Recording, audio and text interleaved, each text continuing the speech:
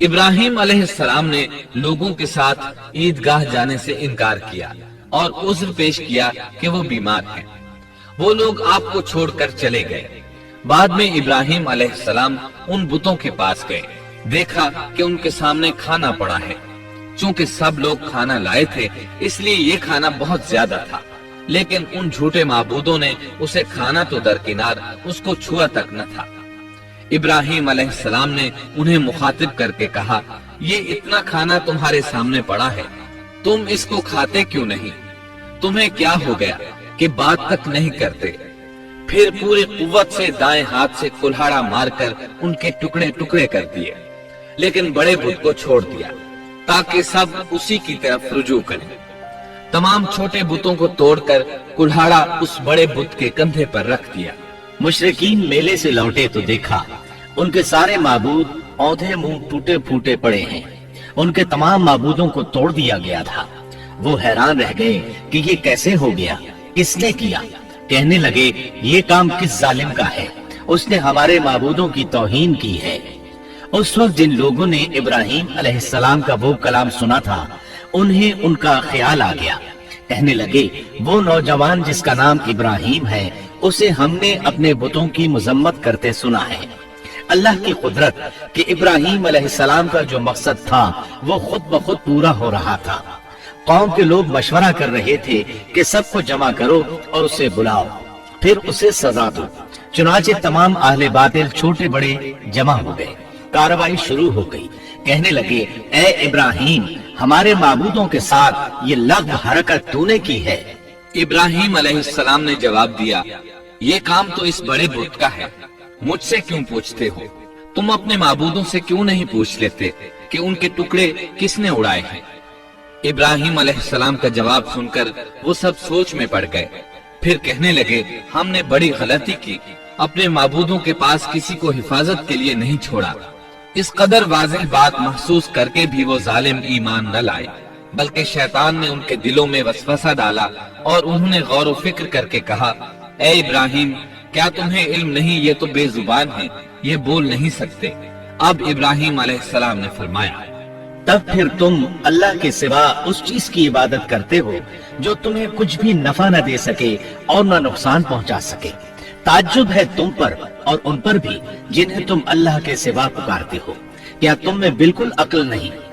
اس طرح ابراہیم علیہ السلام نے ان پر حقیقت خوب اچھی طرح واضح کر دی۔ ان سے فرمایا، تم ان کی پوجا کرتے ہو جن کو تم خود تراشتے ہو، یعنی ان کا حال تو یہ ہے کہ تم نے ان کو خود اپنے ہاتھوں سے تراشا اور ان کی عبادت کرنے لگے، جبکہ تمہیں اور تمہاری بنائی ہوئی چیزوں کو اللہ ہی نے پیدا کیا ہے۔ ابراہیم علیہ السلام نے ایک کلہاڑے کی مدد سے ان سب بتوں کو تہس نہس کر دیا تھا۔ یہ اس بات کی واضح ترین نشانی تھی کہ یہ بالکل بے بس ہیں، لیکن اس واضح نشانی کے باوجود وہ اپنے کفر ہی پر ڈٹے رہے اور لگے ابراہیم علیہ السلام کو دھمکیاں دینے۔ کہنے لگے، اس کے لیے ایک آتش کدہ بناؤ اور اسے اس دہکتی آگ میں ڈال دو۔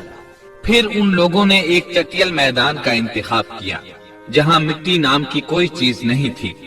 اس میدان کو پتھروں کی باڑ کے ساتھ گھیر دیا گیا۔ پھر سب لوگوں کو حکم دیا گیا کہ وہ لکڑیاں جمع کر کے اس گھیری ہوئی جگہ میں رکھیں۔ چنانچہ سب لوگ لکڑیاں جمع کر کے وہاں لانے لگے، یہاں تک کہ عورتوں اور بچوں نے بھی اس کام میں بڑھ چڑھ کر حصہ لیا۔ میدان میں اتنی لکڑیاں جمع ہو گئیں کہ زمین نظر نہیں آتی تھی۔ یہ لکڑیاں زمین پر ایک اونچی دیوار محسوس ہوتی تھی۔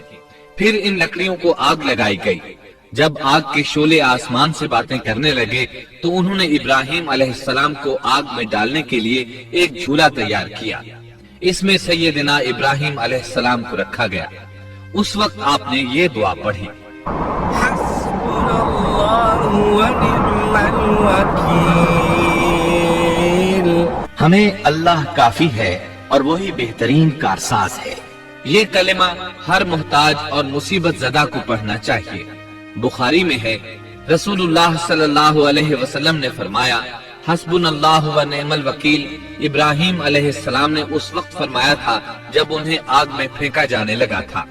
مطلب یہ کہ ہم اللہ ہی پر بھروسہ کرتے ہیں उसके सिवा हमारा किस। अल्लाह ताला सूरह अंबिया आयत 69 और 70 में फरमाते हैं, हमने कहा ए आग इब्राहिम पर ठंडी हो जा और सलामती वाली हो जा।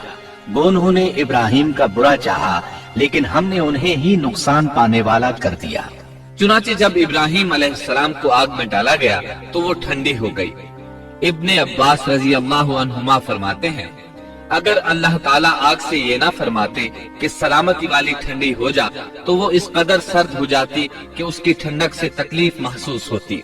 गोया आग भी अल्लाह के हुक्म के बगैर नहीं जला सकती, छुरी अल्लाह के हुक्म के बगैर नहीं काट सकती, इसलिए कि ये भी अल्लाह की मखलूक हैं और उनकी कुदरत भी अल्लाह के पास है।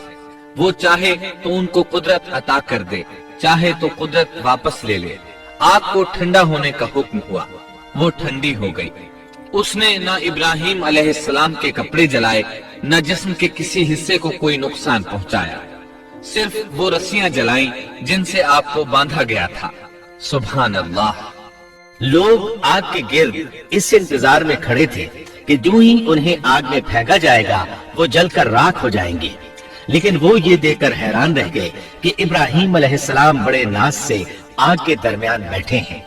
बाज रिवायात में है कि इब्राहिम अलैहिस्सलाम फरमाया करते थे, मुझे उन दिनों जो राहत और सुकून हासिल था वैसा आग से निकलने के बाद नहीं हुआ।